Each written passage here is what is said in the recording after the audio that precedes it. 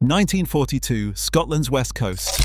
For £500, the British government bought Gruinard Island and unleashed a weapon so potent its spores would survive half a century. Anthrax was tested on 60 sheep, saturating the soil 6 inches deep. Nearly 5 decades of silence followed, as the cost was paid not just in money, but in lost futures. Why poison an island for 48 years, and what was truly sacrificed? Portendown's scientists arrived on Gruinard with a single goal: to prove anthrax could be a weapon of war. They brought with them metal canisters packed with a dry grey powder, Bacillus anthracis, the Volume 14578 strain chosen for its hardiness. The plan was simple in theory, brutal in practice. Bombs were positioned near lines of sheep, then detonated. Clouds of spores drifted across the grass, invisible and lethal. The sheep showed no sign of distress at first. It took 3 days for the infection to run its course. The animals collapsed one by one, blood seeping from their nostrils and mouths. Every death confirmed what the scientists suspected: anthrax spores, once released, would cling to wool and hide, then settle deep into the earth. The island's size, just 520 acres, made it an ideal test ground. But the spores did not respect boundaries. They penetrated as far as 6 inches into the soil, surviving every attempt to burn or bury them. Soil samples collected in 1971 still tested positive, nearly 30 years after the first explosion. Portendown's notes recorded the spores as viable for decades. No weather could wash them away. Anthrax spores are among the most resilient forms of life on Earth. Rain, wind, salt spray, none could break their shell. Once the bombs had burst, the island became a silent laboratory, its contamination invisible but absolute. The team's methods were clinical, but the consequences were anything but.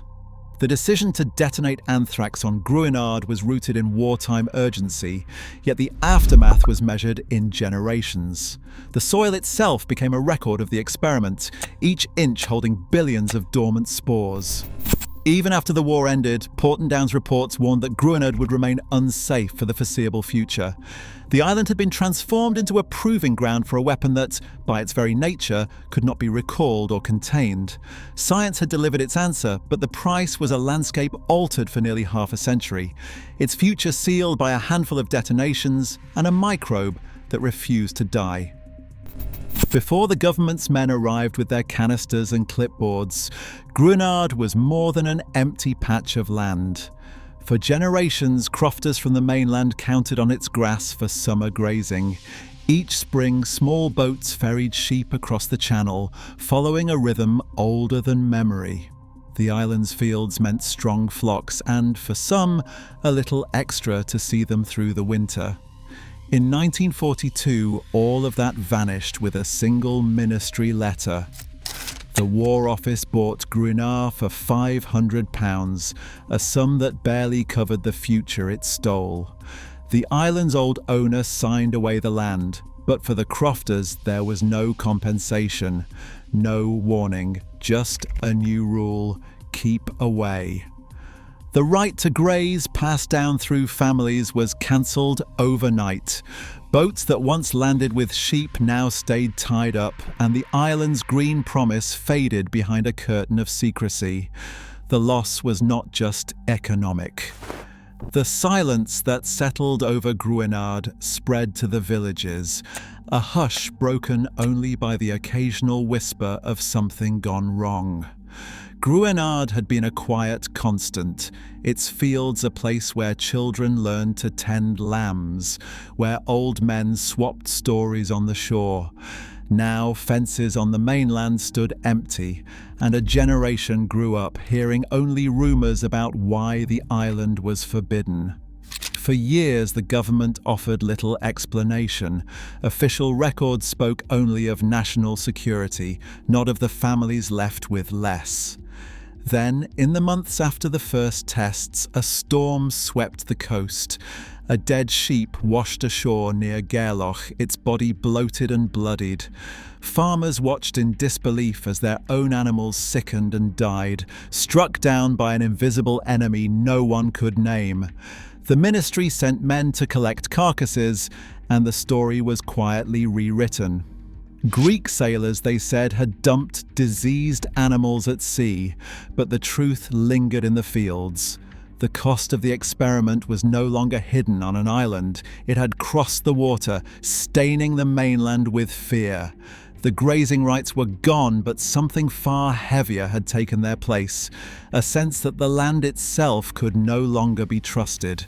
For nearly half a century, Gruinard remained a wound just out of sight, its silence a reminder of what had been lost and what could never be reclaimed.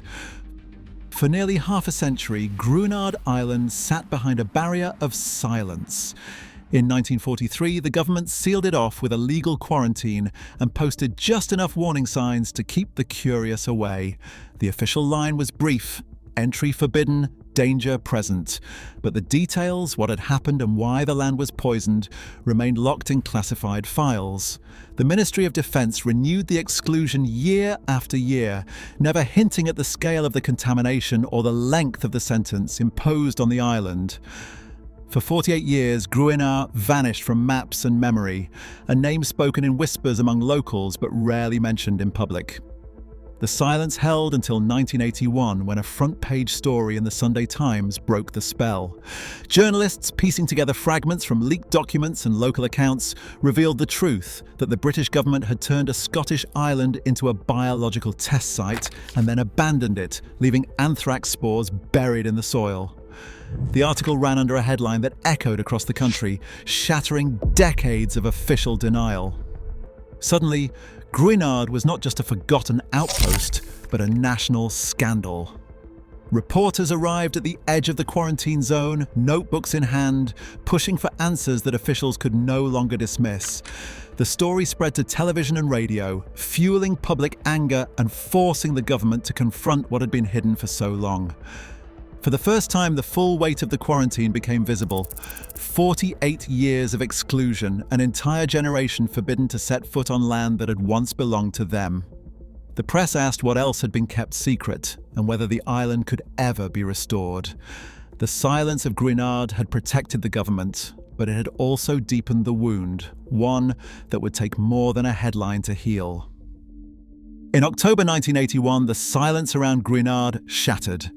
An anonymous group calling itself Dark Harvest sent a warning to the government: clean up the island or the danger would not stay contained. That autumn, activists crossed the water under cover of darkness, shovels in hand, and dug deep into the poisoned earth. They took 10 pounds of soil, heavy with the memory of what had been done, and delivered it straight to Porton Down, the very laboratory that had overseen the original tests. The package came with a typed note that read, "Porton Down has just received a gift from Gruinard Island, the first of many." The threat was not idle. Within days, another soil sample appeared at the Conservative Party conference in Blackpool, this time wrapped in a warning that the contamination could spread anywhere, at any time, unless the government acted. The message was simple, but its impact was explosive. Questions erupted in Parliament. How could the state guarantee the public's safety when anthrax spores could be carried in a handful of dirt? Officials scrambled to reassure the country, but the facts spoke for themselves. After nearly 40 years, Gruinard's soil was still toxic enough to be used as a weapon. The activists had forced the government's hand, turning a legacy of secrecy into a national reckoning. The weight of that soil, just 10 pounds, was enough to tip the balance. For the first time, the government could not look away. The story of Gruinard was no longer a secret. It was a scandal unfolding in real time, with the public demanding answers and accountability on the floor of the House of Commons. Gruinard's isolation once justified a risk that outlived its urgency. Today, 70% of the UK's most hazardous sites remain unremediated. The cost of secrecy and short-term thinking still shapes our land and our future. The land remembers what governments hope we will forget. This is not just history, it is a wound of lost possibility. Share your thoughts below.